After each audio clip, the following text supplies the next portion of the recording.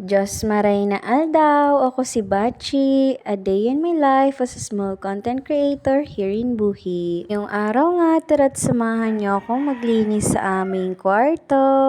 Sinisipagan na nga akong mag-video-video mga batch kasi yung lalaki na ng mga earnings ng kapwa ko sisi ay talagang ang nakaka-inspired naman talaga. Kaya nga kahit aatakihin na naman tayo ng allergy mga batch ay for the go. Inuna ko nga munang tanggalin yung mga bagay-bagay dyan sa loob ng kwarto mga batch. Kung hindi pa nga ni dahil sa content mga batch ay hindi pa talaga yan sisipagin. Pagkatapos nga nating tanggalin yung mga samno dyan mga batch ay sinunod na din natin yung mga unan. Atat na nga akong mag-payout sa Facebook mga batch ay kailan kaya yung darating para makabili na tayo ng house and lot o pangarap na bituin. Sa tunay nga talaga mga batch ay madami ng mga content creator na yumayaman nga sa kaka-content lang. At yun nga ang ina-achieve natin mga batch. Ang goal natin sa buhay, hindi lang naman para maging financially stable, para din kapag may mga emergency ay hindi ka pa nailimos. Meron nga ni akong ikikwento sa inyo mga batch. One day, isang araw, ay nagpa-check up nga ni kaming tatlo. Ako, yung anak kong bunso at yung panganay, ay pumunta nga ni kami sa nag-iisang ospital dito sa Buhi. Huwag na lang natin pangalanan mga batch. So ito na nga, dun nga kami nagpa-check up mga batch kasi libre ang mga gamot doon. Pareho kasing may sakit yung mga anak ko noon mga batch at malala na rin yung ubo ko,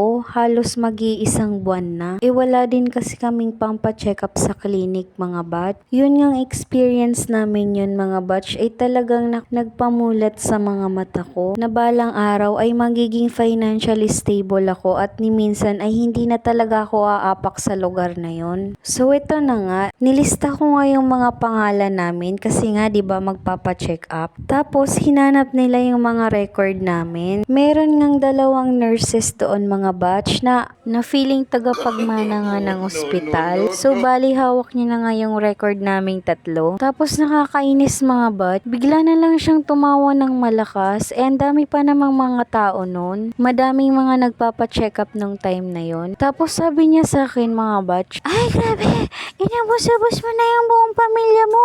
Sana nagtira ka naman sa iba para yung iba naman mabigyan ng gamot. Wow! Sana all! Tatlo lang kami uy. Sana naman kasi mga batch, 'di ba? Naglagay sila ng notice sa labas na 1 person per family lang ang kaya nilang i-accommodate.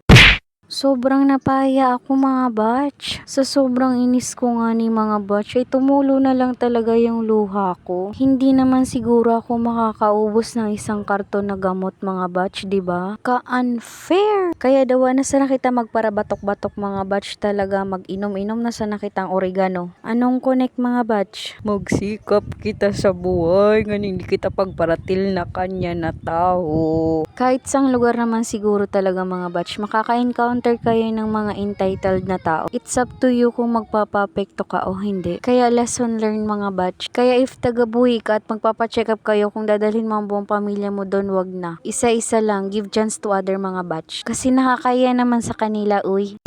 Yun nga, mabalik tayo dito mga batch. Pagkatapos nga nating walisin yung mga alikabok dyan mga batch, ay ginusgus ko na nga niya ng trapo na may sondrok. Pagkatapos nga ni i-flinor wax ko na din at isa-isa ko na nga din binalik yung mga gamit namin dyan mga batch. Akala nyo ba mga batch ay madali lang mag-content?